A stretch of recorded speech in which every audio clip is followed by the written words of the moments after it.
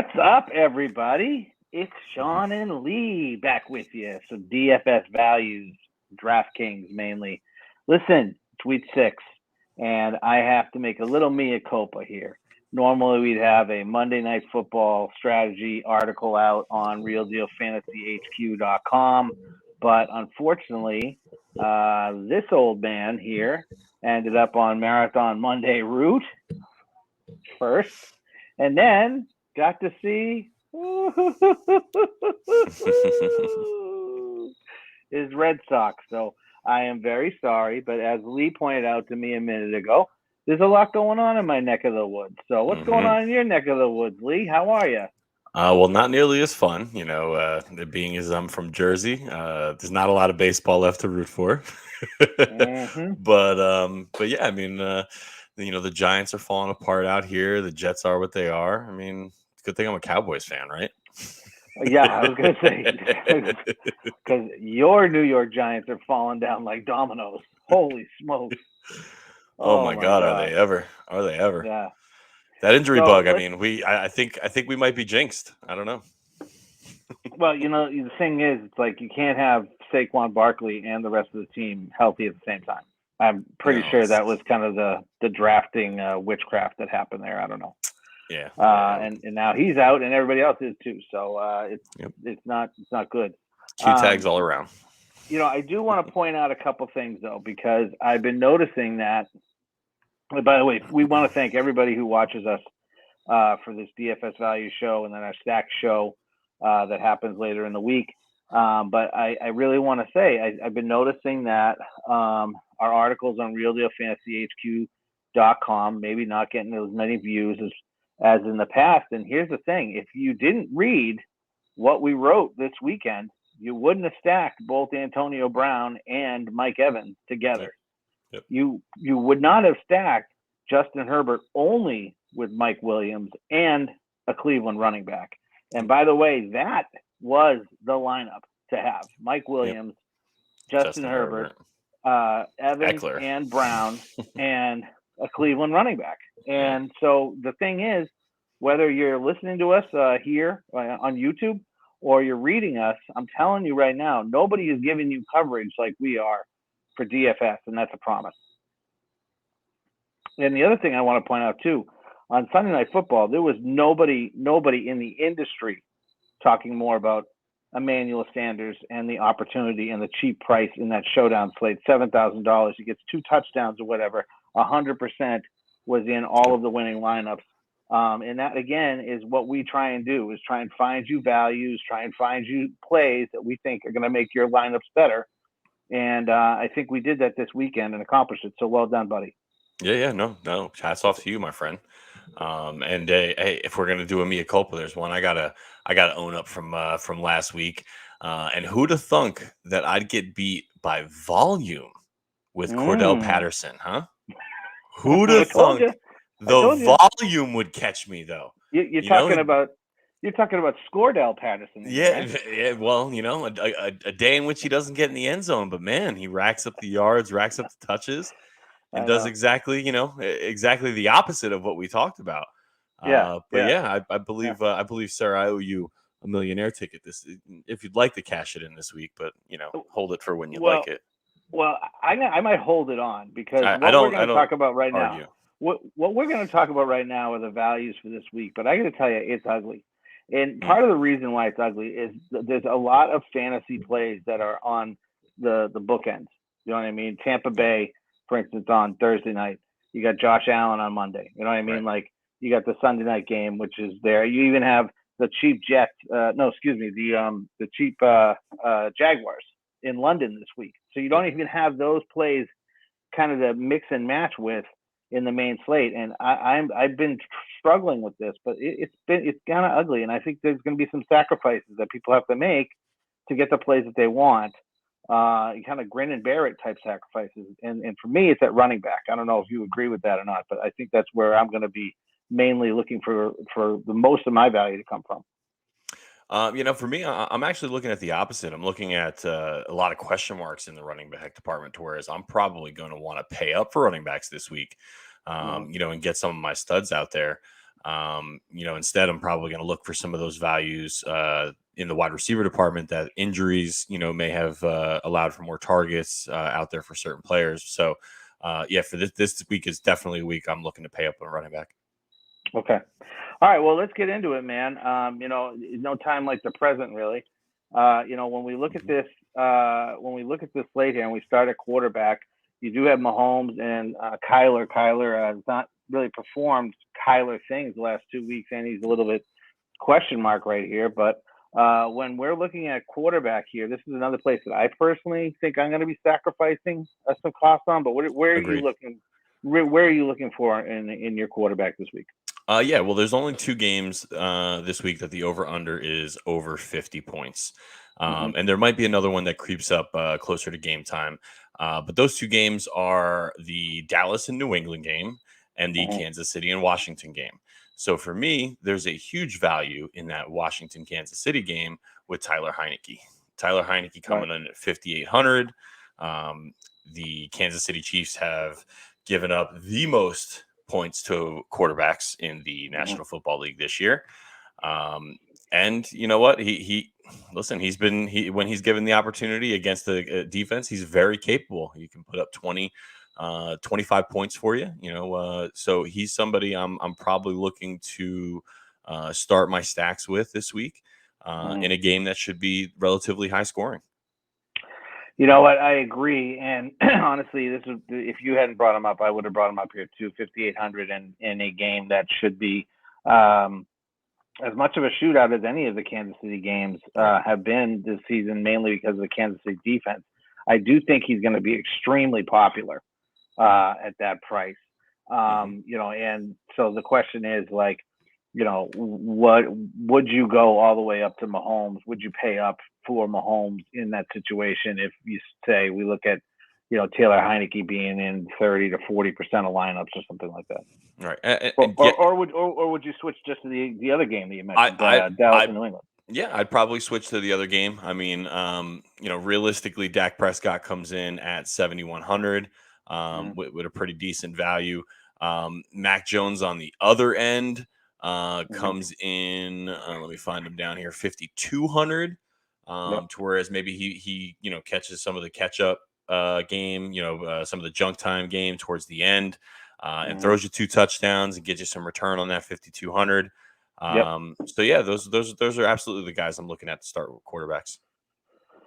Yeah, I mean, the thing about the Mac Jones there, and I'm not trying to be a homer, but I mean, this has got to be a statement game for him. I thought that when he played against the Tampa Bay Buccaneers, he played really well, and I fully expected him to look a million miles away from how he did on Sunday against the Texans. He's got to come out here and and show that he can lead a team, and he's as capable as any of the other first round picks that are getting the news. Very cheap here. What I am concerned about, though, Dallas has got a sneaky good secondary, sneaky good defense, sneaky good pass rush. So I am a little bit worried about the Mac Jones. Absolutely. I'll tell you, this guy is going to go overlooked big time just because Heineke is in front of him, and that's Teddy Bridgewater. The reason why I'm interested in Teddy Bridgewater here is because I think that the Las Vegas Raiders are going to be an absolute mess this week. Sure. I think that with this John Gruden news, with the coaching shift, a lot of press has been all over them, all over Derek Carr. I think Teddy Bridgewater could have a really nice game here. $5,700. I guarantee you, if Taylor Heineke is as popular as I think he's going to be, Teddy Bridgewater is going to be next to no ownership at all. And when you think about some of the matchups there, Tim Patrick has with the Raiders secondary, Cortland Sutton has with the Raiders secondary, I think that this could be a really sneaky play at only 5,700. So yeah, I absolutely agree. Teddy Two Gloves. Yeah. No, go ahead. Yeah, sorry. No. Teddy Two Gloves is he's going to be one of my favorite stacks coming into this week. As and I love that you mentioned Tim Patrick, as I think Tim Patrick is really taking over, this wide receiver, core. But go ahead. Who we got? Any more quarterbacks? Or are you done with quarterbacks? Well, the thing I'm just kind of thinking, this is why I was saying I think people are going to need to sacrifice somewhere in the lineup, right? Because there's a big disparity, in my opinion. I'm not saying anything about not playing Aaron Rodgers, not playing Dak, or not playing Matthew Stafford. If you think that they're going to get there for you, they're going to get there for you. But when you're talking about trying to fit in high-priced wide receivers, which I think people are going to want to do this week, and then you look at what say Aaron Rodgers, Dak Prescott, Matthew Stafford, or even Joe Burrow could potentially do. I just think that it's going to be so tough to go past that $6,000 range for a quarterback, because I just think that people are, like I said, I think people are going to want to spend up a wide receiver. They're going to need to spend up a wide receiver, and I think the quarterback's the place that they're going to sacrifice for it. So I was just kind of scrolling through here. The only guy I'm going to mention here is Lamar Jackson, and to tell you the truth, I wouldn't stack Lamar. I'd actually play him naked. The Chargers defense is a little bit of a run funnel. Okay. And I think that he could have a really nice game on the ground. So I wouldn't mind playing Lamar Jackson naked. Other than that, I really don't have a lot of interest above $6,000 at quarterback. So moving on to running back this week. This is where I think you want to spend up. Because of all these question marks and things like that. You want to kind of secure somebody who's healthy and spend up. And I'm actually going to think the other way. This is where I'm going to find my value. So why don't you start us off? Where are you looking for running back? Sure. And we want to talk about spending up. Look at the top there. The only guy without a Q. We're talking about Austin Eckler, a guy who is absolutely heavily involved in the offense, whether it be catching passes, whether it be with carries. He is the goal line back. There's no competition for him to score touchdowns. Against the Baltimore defense, that's just allowing teams to do whatever the hell they want. He's absolutely somebody I'm looking to get in as many lineups as I can. I love Austin Eckler. I love him. Yeah. He's in a couple of my regular fantasy leagues. What a player. I think there was a little bit of concern with Larry Roundtree there. He got no carries last week. He wasn't even involved. Eckler's a workhorse. I think it's a great call. Really great call. Yep. The next guy that I'm looking at is Joe Mixon at 6,400. Came in last week with a questionable tag. Still ended up with 10 carries. Got about half the work. Another week of getting healthy. Samaje Perine ended up on the COVID list this week. So against Detroit, you play your running backs against Detroit. You sure do. That's fantasy law. So Joe Mixon upside for 2 touchdowns this week. Maybe some more work in the passing game. He's definitely somebody I'm looking to spend up and get. To be honest with you, Joe Mixon is probably the reason why I'm not as high on Joe Burrow. And I just think that when you look at how Cincinnati's been playing the games lately, they've been in a lot of shootouts with some high-powered teams. They're playing against Detroit, not a high-powered team. I do think that Joe Mixon, or if he's out and Perine's out, I think it's Chris Evans, not Captain America, the backup to the backup running back that would probably get majority of touches. But I do think that the running game for the Bengals is a great call. It's a great thing to attack this week. But for me, when I look at running backs, if I'm going to spend up at all, this is where I'm going to go. Jonathan Taylor against Houston. Okay.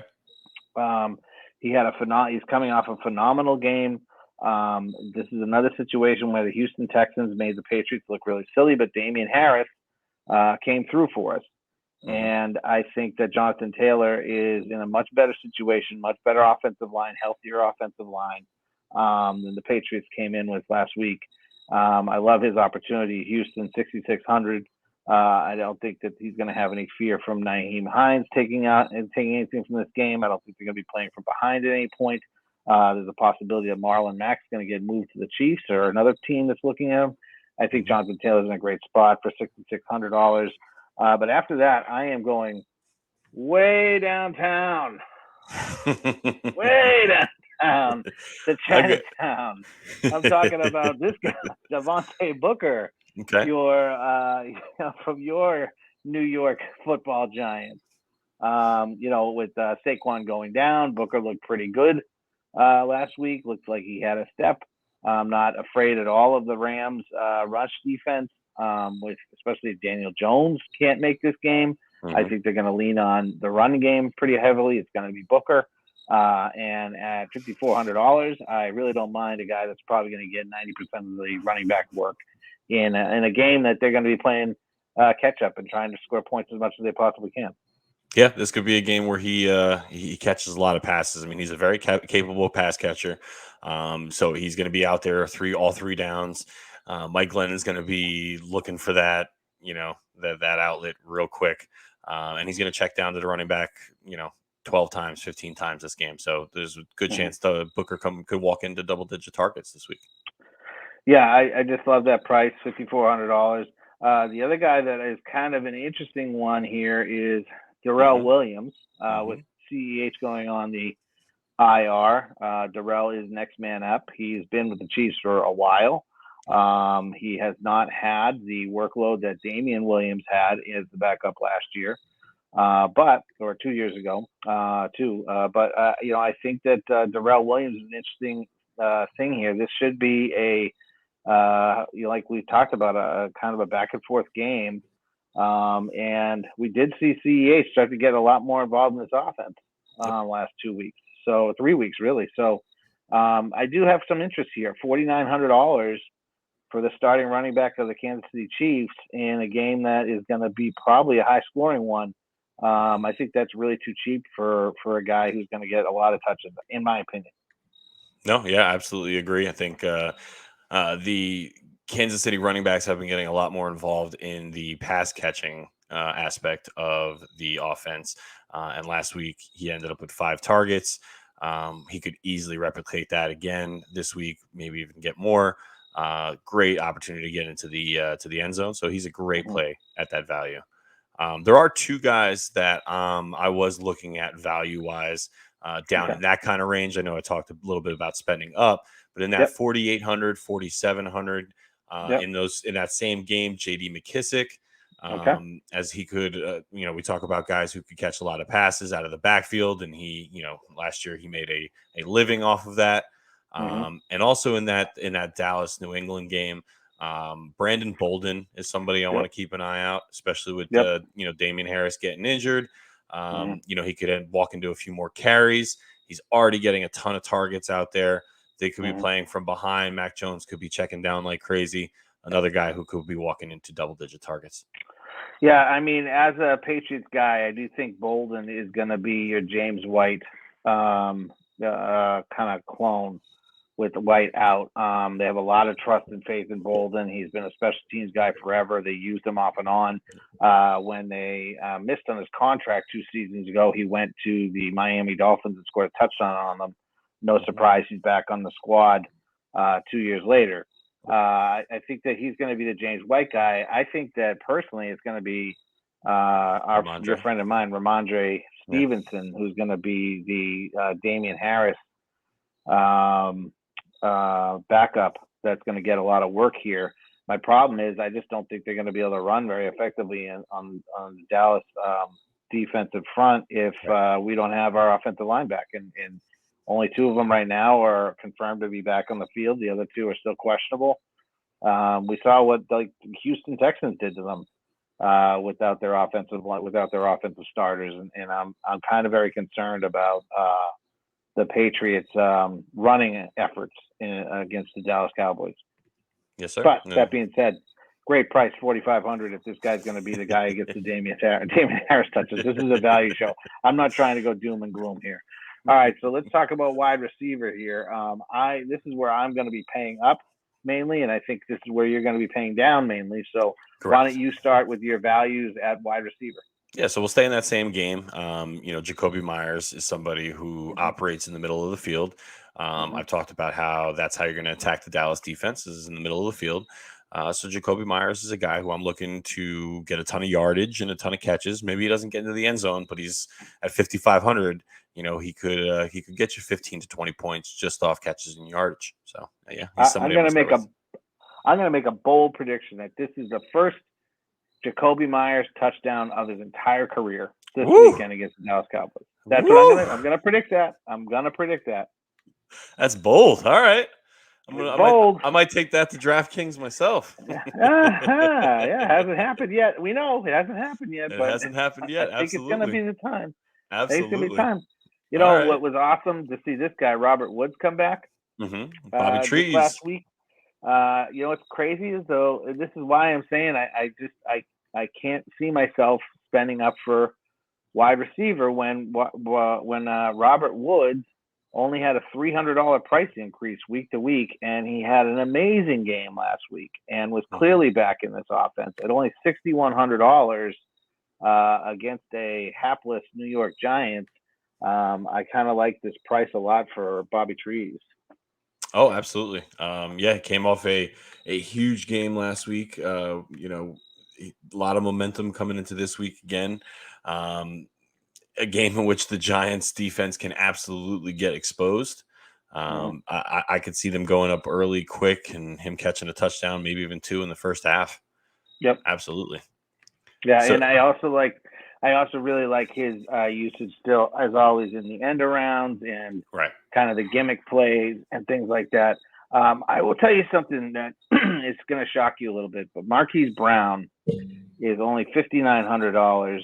I do believe it has a lot to do with the matchup that he got this, but you also have to keep in mind DraftKings prices come out on Sunday evening. Correct. So this is not taking into account the performance he just had. But here's the thing that I learned just doing a little bit of research. He has actually, going into this week, one of the highest wide receiver plus matchups with the presumed defensive corners and safeties that he's going to be seeing. And I think he's a sneaky play at $5,900. The reason why I think he's a sneaky play is I think that people are going to do what I just said they're going to do. They're either going to play Lamar Jackson naked, or they're going to play Lamar Jackson with Mark Andrews, because Mark Andrews is going into this matchup with the little green 30 next to his matchup rating, where Marquis Brown is going in with the little green. What is it? A red. Yeah, I think he's red. A red second. Yeah. But you know, in that matchup, I could see Marquis Brown having a great game, and at $5,900, I like that price a lot too. Right below him, Brandon Cooks, $5,800.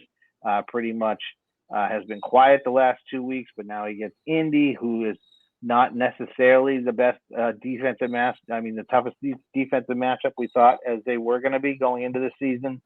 I certainly think that that's a viable play there at $5,800. Who else are you looking at wide receiver?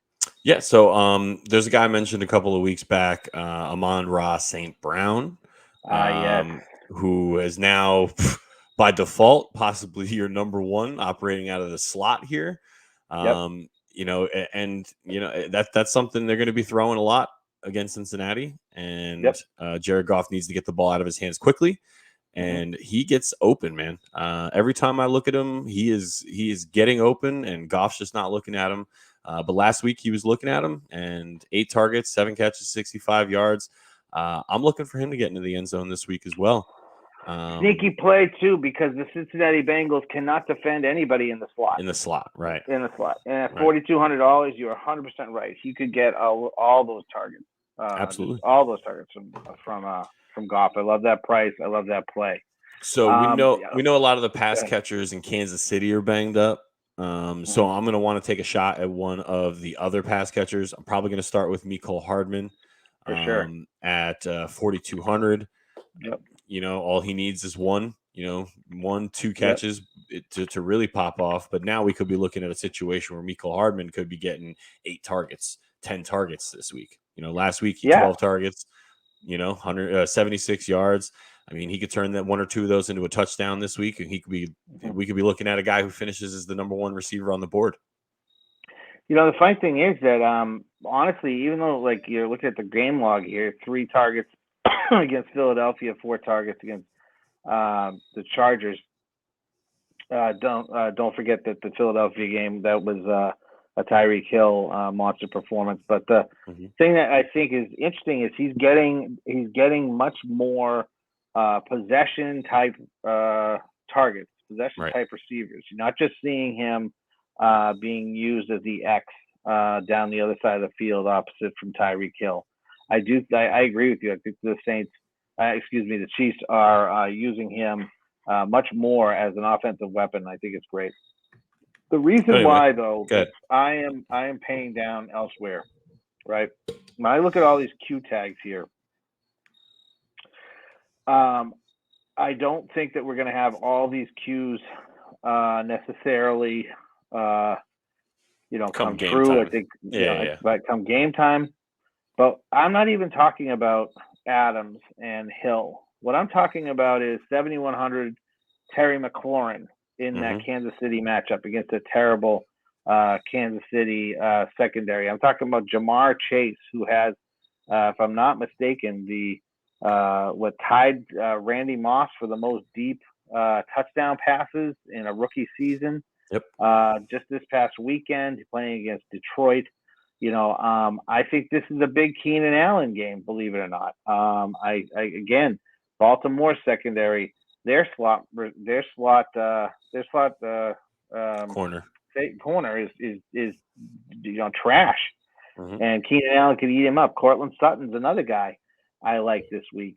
But, I think that what I'm going to be doing mainly is trying to mix and match Tyreek Hill, Devontae Adams, Mike Williams, Justin Jefferson, maybe Cooper Kupp with some of these guys. DJ Moore, if Christian McCaffrey sits again. Terry McLaurin for sure. He's almost a lock from me in that Kansas City game, which both of us agree is going to be a shootout. Taylor Heineke is going to be looking for him all day long. Literally all day long. He's probably going to be open all day long. But that's why I think that I'm going to be sacrificing my running back salary so I can have one or two or three of these number one receivers in my lineup. So one other thing, I'd like to actually ask you, get your opinion on, that I've noticed that I've gravitated towards. So let's take a look like last week, Chris Moore. The wide receiver from Houston, popped up out of nowhere, 5 catches, 105 yards or so, and a touchdown. To me, I see a lot of the times when these backup quarterbacks come into play, you end up seeing a guy who is maybe the fourth receiver or the fifth receiver pop off for a big game because that quarterback has an established rapport with them on the second team.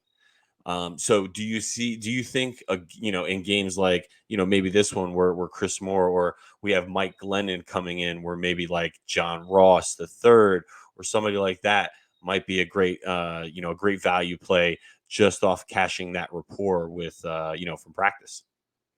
So I think it's valid to say that you get rapport with the receivers that you have at practice, and as a backup quarterback now starting, you're going to try and learn and follow the playbook as much as possible. But I actually think it has a lot more to do with the play calling. I think it has a lot more to do with the offensive coordinator. Okay. You got to keep in mind, Chris Moore, there was no Danny Amendola on the field in that game. Brandon Cooks has just not looked great. They also had Chris Conley running routes there. I think he had 78 yards as well. Do I think if Danny Amendola comes back, both Chris Conley and Chris Moore are viable? No. I think maybe one of them is, but I think Amendola is going to be highly involved. They had some banged up tight ends on that field. Their running backs were ineffective, so they had to do that. I can't, in my good conscience, look at games that have 52 to 55 point totals or even 49.5 point totals and say I can't have the best opportunity to score the most fantasy points in those games and have them rely on running backs that may or not be fully healthy. Where I'm looking at guys like Devontae Adams, who's basically throughout his career destroyed the Chicago Bears. Yep. Same thing, DJ Moore. If again, no Christian McCaffrey, Sam Darnold's going to want to come back and show that I'm not a fluke. Here I am. Terry McLaurin is just, to me, he's almost a lock. $7,100 in DraftKings in the matchup against the Kansas City Chiefs, who's literally just been giving up yardage to wide receivers like they're just going out of business. I mean, I can't look and pay down too far wide receiver when I have those kinds of plays in front of me that I think are going to be the plays that people are going to need to cash. I really do. Sure. When you go into a situation like this, you have a lot of plays. You think about this for a second. You have a lot of plays on like last week's slate that not that they were easy to say is going to be Antonio Brown and Mike Evans.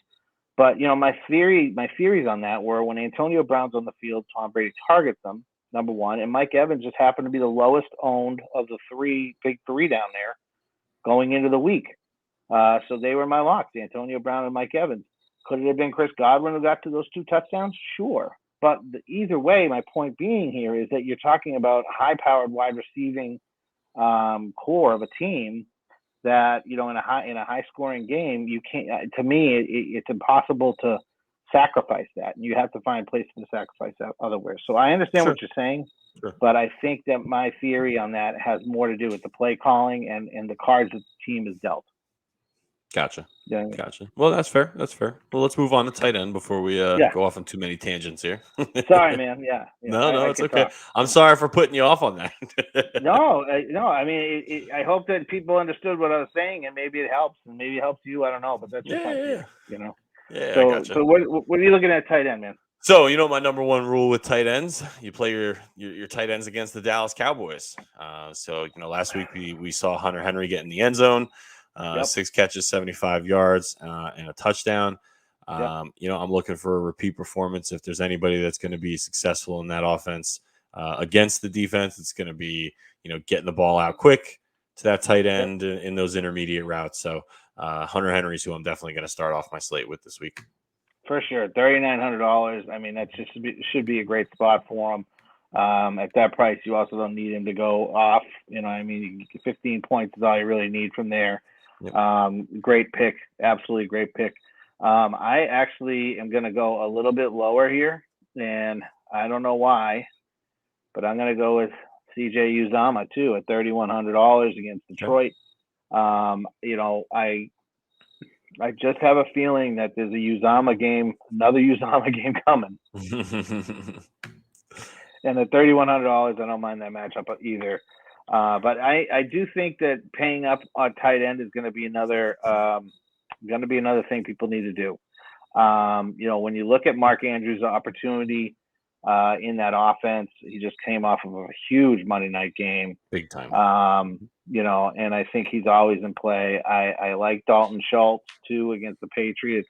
I have no idea why it says the Patriots are number 1 against tight ends. Oh, I know, because they haven't played a decent tight end this season, really. And Dalton Schultz is an end zone guy. I think Noah Fant is totally viable at $4,800. The Tyler Higbee there at $4,400. I love that Hunter Henry play. I am kind of curious though what you think about David Njoku in Cleveland against Arizona. Well, I mean, last week he definitely had a career game. 7 catches, 150 yards, got that long touchdown. Do I see that happening again? Probably not. No. I think it'd be a game where he comes back down to earth. Arizona's got a very fast defense, very good linebackers, who are very good at covering, tight ends and very good at getting pressure, to the quarterback. So I think definitely this is a game where David Njoku comes back down to earth. The whole reason why I pointed out David Njoku is because of somebody right here. He's right on top. It's so funny because if I remember right from last week, man, was there an Evan Ingram push? It'll be this week that he gets in the end zone. Watch 4 targets, 55 yards. Under 10 points. Yep. Mediocre. Did we have a bet against somebody else against Evan Ingram? I can't remember. I feel like we do. I'm not going to hold you to it, but man. Yeah, some guy. Everybody, please don't play Evan Ingram. Please. I'll tell you though. I was a week late on Kyle Pitts. Watch me be a week late on Evan Ingram. But two tight ends I want to bring up real quick. Mo Alley Cox against Houston, I think is a great touchdown opportunity this week. And Ricky Seals-Jones stepping in for Logan Thomas. Kansas City is terrible against tight ends. The tight end is a very prominent, role in this offense. Taylor Heineke, I mean, he's going to realistically be the number 2, number 3 guy. I want a piece of that, for $3,000. Dude, 9 targets last week, 8 targets this week. I mean, he is clearly part of that offense. If he could break out of this, the little kind of dink and dunks, you know what I mean? Right. He could have a massive game. Right below him is Jonnu Smith. Hunter Henry clearly has taken a step up in this offense, but don't forget that Jonnu Smith is there. He's actually on the field more because he's more of a blocking tight end. So there's much more possibility that he could have equal touchdowns there. I always love to throw this guy out there, Donald Parham. Maybe more if you're doing the showdown stuff, but I mean, he's got touchdowns this season. He doesn't need much for you at $2,900 to help you out. 12 points, I'll take that at $2,900. That's a great play. What about Austin Hooper down here at $2,800? Have the mighty fallen? Yeah, absolutely. I mean, there's no way I could even take a shot at Austin Hooper with the way Njoku's playing. I mean, 2, there's some chatter of Jarvis Landry, possibly coming back for this game as well. Which would just eat away more at those intermediate routes the tight ends, get out to, whereas they're probably going to be pulled in more to block, for Baker Mayfield and get him some more time. Yeah, he seems to need it. Yes, he does. To Baker. I will tell you this though. Austin Hooper, I believe last week was in the $3,200 range. He's dropped to $2,800. He had no targets at all last week. This is the kind of game. This is the kind of situation when I do, in a multi-entering situation, I think I'll have at least one Austin Hooper lineup in there. It's just kind of one of those situations. You see it in DFS all the time. A guy has no targets and he drops down. Next thing you know, he's got 2 touchdowns. So I'm just going to say that as kind of a dart throw in me. What are we doing for flex this week? Anybody we didn't talk about in the other positions? Let's see. Anybody that jumps out to me that we didn't talk about? Not particularly. I mean, I think we hit a lot of our. Well, you know what? Javonte Williams, Denver. Again, you want to talk about the Raiders being, being a mess. We love that 425 play for the flex. $5,000. Melvin Gordon's a little banged up. He's been very effective running the football. I mean, it's only a matter of time before he takes over that offense. Perhaps this is the week. Yeah, I could definitely see it. He looks awesome. I can't wait for him to have that whole backfield to himself. I'm shocked, though, that you didn't mention your man, Tim Patrick, here. I mentioned him a little bit. 425. You even love to put the wide receivers in the flex. I'm calling you out. Yep. Yes, you did. And I mentioned him a little bit when we talked about Teddy Two Gloves, as somebody who I'm looking to stack, and he's somebody who is taking over, the wide receiver core, in my opinion. I mean, Cortland Sutton is obviously still going to be there, but Tim Patrick is getting a ton more targets. He's running a way more routes, than he used to. So I love me some Tim Patrick. Look at that smile. That's money smile. That's a money smile, and at $5,100 in your flex, that's not a bad play. What about DST? How are we looking at DST? Because I'm paying way the hell down, and I'm not even caring what they score. Yeah, I mean, realistically, DST has been such a crapshoot. I mean, I'm probably going to be looking at, contrary to all we talked about, probably going to be looking at Dallas. There's a good chance at a pick 6 there. Probably going to be looking at some of these, some of these rookie quarterbacks, on the other end, is probably where I'm going to go. Maybe the Packers, against Chicago. I like that one. I like that a lot. $3,600, paying up a little bit. A little bit. Maybe let's see, maybe the I want to take a shot at somebody. How about Carolina? How about Carolina in a little comeback game against Minnesota? You know what? I think that they have a great rush. Kirk Cousins never does well when he's got hands in his face. I think they could do that all day long. I like that call a lot too. $2,900. I think that's a great price. How about you? What do you think? What do you got? Where are you going today? Well, the thing that I think is crazy to me is that if Mike Glennon starts this game is announced as the starter for the Giants, I think there's going to be a huge amount of players trying to cram $4,700 Rams in their lineup. And, this is again where I'm trying to say, I think that you need to sacrifice to get the studs you want this week. Yeah. I think that you really need to think long and hard. Do I necessarily, am I waiting for Christian McCaffrey news? Am I going to run Chuba Hubbard for, $6,500? Or, what, is this the point that I kind of punt it with, Darrell Williams on the Kansas City Chiefs for $4,000 and I pay up for some stud wide receivers and pay down at defense? Because I do think that if Mike Glennon starts that game, you're going to have a lot of players sacrificing a ton of salary on $4,700 on the Rams. I just want to point that out. So much salary for a defense that, quite frankly, has not been performing that well. Correct. And I agree with that. And sure, they absolutely could, but why waste that salary when that salary could go on a Tim Patrick, who we know is probably going to see 6 to 7 targets, a Mecole Hardman, more involved, Tyreek Hill's limping on the sidelines, he's out there. You know what I mean? Like, there's so many other ways you can use your value smartly to pay up for the studs that you want and pay down in areas that really, what's going to be the difference if the Giants surprise the Rams and get 2 interceptions? Next thing you know, they have an 8-point defensive game. The Rams, otherwise shut them out, and they have a 10-point game. What's that 2 points difference? Whereas if you don't, you save the $2,000 to get down to the Giants, you could pay up for a Devontae Adams and a Terry McLaurin, and and just on and on and on. So there's just ways that you should be using your value and be smart about it this week.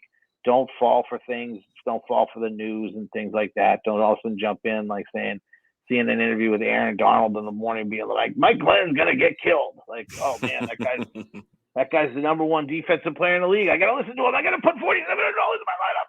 Don't do it. I'm just trying to say. Yep. So who am I looking at? I like the Chargers. I always like playing teams against Baltimore. You never know when that loosey-goosey arm's going to come in. Sure. I like the Giants in that matchup with the Rams. I think Stafford's looking a little bit washed the last couple of weeks. I'm sorry to say, LA fans, just telling you. I like the Texans against Indianapolis. If they can do what they just did against the Patriots, why couldn't they do that against Carson Wentz? Okay. Just saying. Okay. You know what I mean? So I think there's a lot of value you can find in defense. And you don't have to pay up. So, hey, listen, we've been going a little bit long tonight. We were going to build a lineup, but I think we're probably going to hold that off until we get to our stack show later this week. But listen, that's your value show for this week. I think we gave you a lot to think about, a lot to chew on. Sorry, I went on a little rant, but Lee asked me a question. I had to answer it. So that's where it is. So Lee, any final thoughts before we sign off on this? Oh no. The only thing I've got to say is, # make that money. And don't play Evan Ingram. And don't play Evan Ingram, for Christ's sake. All right, fine. Watch when he catches 2 touchdowns this week. All right, watch when it happens. He's last name first, Madish like a radish, Lee. I'm that Delray Boston and Twitter. Make sure you are checking us out on RealDealFantasyHQ.com this weekend and all weekend, and we'll be back with a stack show later this week. Good luck in your contest in week 6, baby.